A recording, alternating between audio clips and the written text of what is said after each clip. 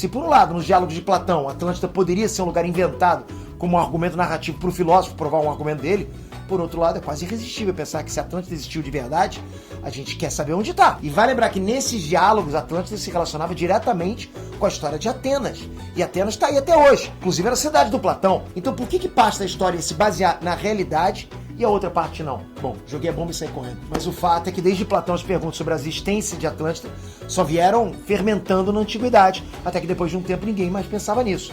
Tipo, Atlântida adormeceu no imaginário do mundo. Até que séculos depois, essa ideia voltou com mais força ainda. Um novo local. O mito relacionado à Atlântida foi praticamente esquecido durante a Idade Média, mas a partir do século XVI, na Idade Moderna, o assunto voltou à tona, principalmente com as descobertas das grandes navegações. Bom, os primeiros contatos entre os europeus e os navios das Américas reativaram a curiosidade sobre a tal Atlântida perdida.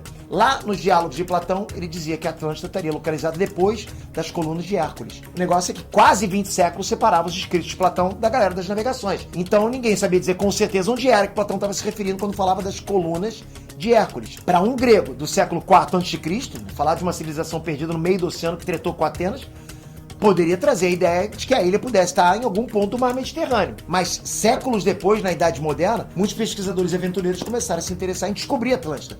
Mas eles não tinham tanta relação com o mar Mediterrâneo e as expedições se voltavam cada vez mais para o Oceano Atlântico. Por isso não foi difícil fazer as associações, né? E assim, as tais colunas de Hércules passaram a ser interpretadas como uma referência ao Estreito de Gibraltar. O Estreito de Gibraltar é uma separação natural entre o mar Mediterrâneo e o Oceano Atlântico, sendo a fronteira entre a Europa e a África. Então, a partir daí, o reino perdido de Atlântida não estaria no mar Mediterrâneo, mas depois do Estreito de Gibraltar em algum ponto do Oceano Atlântico. E aqui todo mundo concorda que, pelo menos em questão de nomes, agora tudo combina muito mais, né? Atlântida no Oceano Atlântico. Atlântida do Novo Mundo.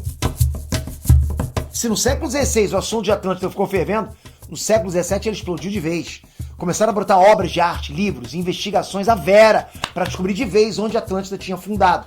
Depois de décadas e décadas de novos territórios sendo descobertos pelo mundo, a Atlântida ficava cada vez mais viva no imaginário das pessoas. O Ocidente estava hypado demais com o novo continente, a América, cientistas, teóricos, navegadores, todo mundo estava doido para entender tudo sobre o novo mundo. Como era possível ele ser habitado, qual a história dos povos daqui, né? A origem de tudo, enfim. Mas existia uma barreira gigantesca para descobrir isso tudo, né? As dificuldades de comunicação, as línguas diferentes, a falta de registros escritos. Como que os europeus iam conseguir conhecer a origem das terras e dos povos da América? Daí foi um caminho natural.